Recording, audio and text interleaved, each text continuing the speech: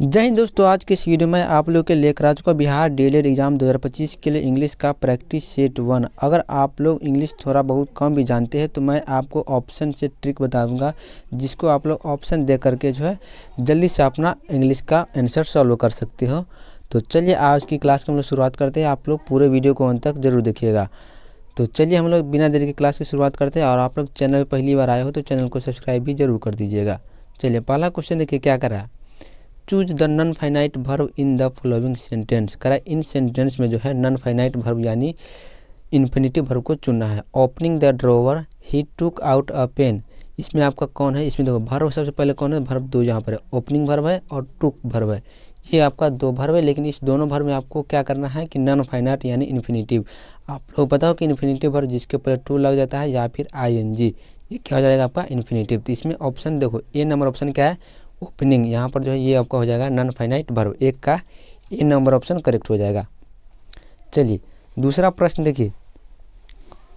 Combine the following sentence into one simple sentence. Bobby is only a child, he is very independent. इस दोनों sentence को जो एक साथ जोड़ना है। तो आप लोग यहाँ पर देखो ऑप्शन ए में क्या करें, Bob is the only child who is very independent. यहाँ पर ऑप्शन ए ही जिसका राइट आंसर हो जाएगा। आप लोग को ऑप्शन देख करके लगाना होगा। चलिए Bob is only independent child, ये तो नहीं हो सकता है, ये नंबर ऑप्शन दो का सही हो जाएगा। चलिए तीसरा प्रश्न देखिए क्या करा है। Select the most appropriate option to change the sentence from direct speech to indirect speech. I will make sure to help you my sister said. ये जो आपका नरेशन का क्वेश्चन है, इसको करा कि इनडायरेक्ट स्पीच में बदलना है। My sister said I will make sure to help you. तो यहाँ आपका श्योर कर रहा है, तो श्योर को सबसे पहले आपको क्या करना है, श्योर जो है यहाँ पर टोल्ड में नहीं जाएगा, शेड में भी नहीं जाएगा, ना फिर टोल्ड में आएगा। तो यहाँ पर आप लोग देख सकते हो ऑप्शन बी में है एस वर्ड। जब ये इनडायरेक्ट स्पीच में बदलेगा तो यहाँ पर श्योर का क्या हो जाएगा, एस वर्ड। तो आप लोग इसी को देख करके बना सकते हैं। एस वर्ड यहाँ पर हो जाएगा और बाद में हो जाएगा सी वुड। तो तीन का बी नंबर ऑप्शन सी हो जाएगा। चलिए चार नंबर प्रश्न है। Complete the sentence using appropriate option. The technique of paraphrasing dot dot यहाँ पर क्या होगा, are practised, has to be practised, have to be practised, यहाँ पर हैज़ टू हो जाए हाँ, या फिर इज प्रैक्टिसाइजिंग। यहाँ पर देखिए टेक्निक जो जाएगा इसके अनुसार जो है हैज़ टू बी प्रैक्टिसाइज यहाँ पर करेक्ट आंसर हो जाएगा चार का।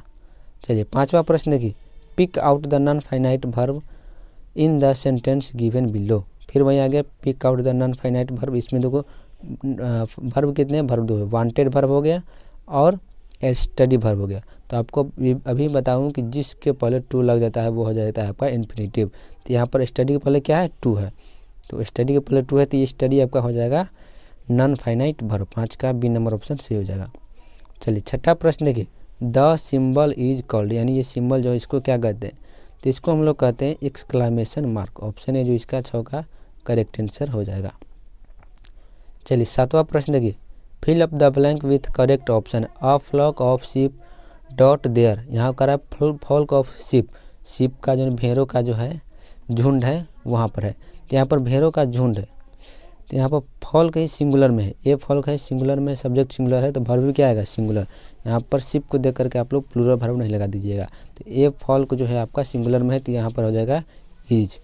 ए flock of sheep is there, वहाँ भेड़ियों का झुंड है। चलिए आठ नंबर प्रश्न देखिए क्या करें। Choose the correct phrase from the given option and make a conditional sentence. कराए जो इनमें से एक यहाँ पर खाली स्थान की जगह भर करके इसको क्या करना है, कंडीशनल सेंटेंस बनाना। See dot pleased if you कम।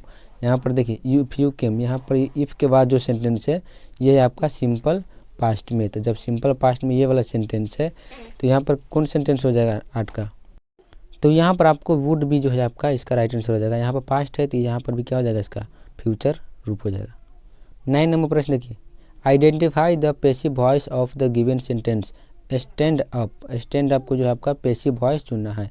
तो आई एम ऑर्डर तो हो नहीं सकता है, यू सब में है, यू आर, यू वर्ड हो नहीं सकता है, यू विल भी नहीं होगा, तो you are ordered to stand up. इसका जो 9 का सी नंबर ऑप्शन जो हो जाएगा सही हो जाएगा।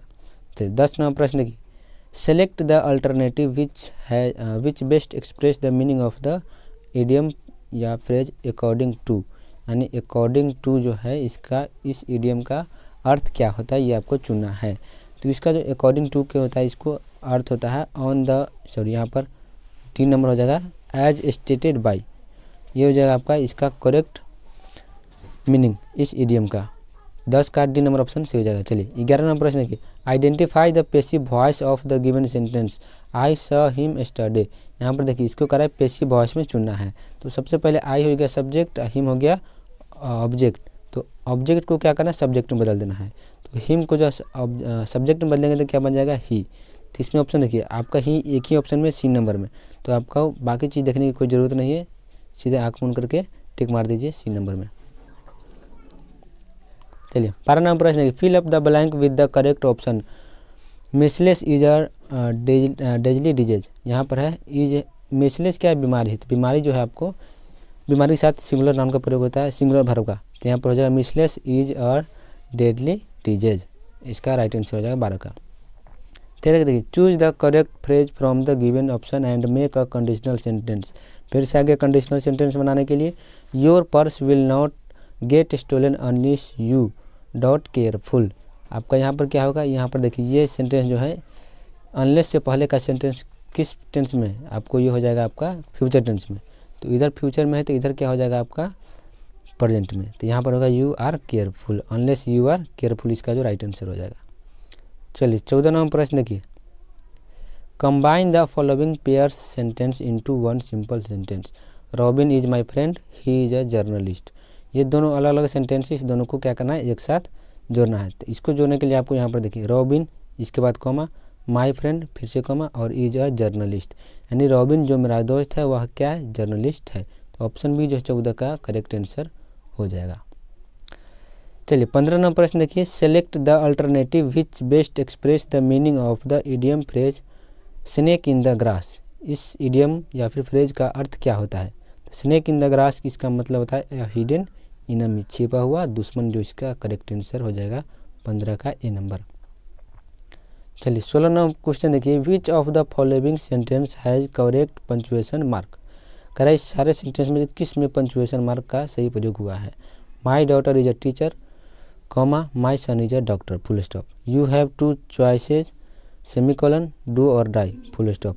यानी सब में सही का प्रयोग हुआ, इसके लिए ऑप्शन डी हो जाएगा ऑल ऑफ द एबव, इसका तीनों जो हो जाएगा आपका करेक्ट आंसर हो जाएगा। 17 नंबर प्रश्न देखिए, fill up the blank with the correct option. All the furniture dot old. Furniture यहाँ पर हो जाएगा अनकंटेबल नाउन, और अनकंटेबल नाउन के पहले जो होता है सिंगुलर वर्ब का प्रयोग होता है, और सिंगुलर वर्ब इसमें कौन है, लुक्स हो जाएगा आपका सिंगुलर वर्ब, ऑप्शन सी जो इसका करेक्ट आंसर हो जाएगा। चलिए नेक्स्ट प्रश्न देखिए 18 number, fill up the blank with the correct option. My mother was proficient dot English. यहाँ पर करा है माई मदर जो है प्रोफिशिएंट इंग्लिश में, तो इसमें प्रोफिशिएंट के साथ जो शब्द होता है प्रयोग अधिकतर इन का प्रयोग होता है। तो 18 का बी नंबर ऑप्शन सही हो जाएगा। चलिए 19 नंबर प्रश्न देखिए, fill up the blank with the correct option. My father has teaching in this college 1980। तो यहाँ पर देखिए पॉइंट ऑफ टाइम को दर्शा रहा है, 1980 क्या है, पॉइंट ऑफ टाइम है। तो पॉइंट ऑफ टाइम के लिए हमेशा प्रयोग होता है सिंस का। सिंस मतलब यहाँ पर हो जाएगा आपका पूरा सेंटेंस अब क्या बन जाएगा, my father has been teaching in this college since 1980, इसका राइट आंसर हो जाएगा सिंस। चलिए आज का लास्ट क्वेश्चन देखते हैं 20 number, what is the purpose of the quotation mark in a sentence. Quotation mark पहले होता कैसा है, ये जो आपको है कोटेशन मार्क है, तो इसका प्रयोग क्यों किया जाता है, किसको दर्शाने के लिए। To show direct speech within the text, to show strong feeling, to sum up several things और fact, to separate item in a list. तो इसका जो राइट आंसर हो जाएगा to, option number A, to show direct speech within the text. आप लोग direct speech या फिर इनडायरेक्ट स्पीच जो पढ़ते हैं उसमें जो डायरेक्ट स्पीच को इसे रखा जाता है, तो इसी को क्या है, to show the direct speech within the text को प्रयोग करने के लिए कोटेशन मार्क का प्रयोग करते हैं। तो ये रहा आपका इंग्लिश का मोस्ट 20 VBI ऑब्जेक्टिव क्वेश्चन। आप लोगों को कैसा लगा क्लास, आज के लिए इतना ही, हम लोग फिर मिलते हैं अगले वीडियो में।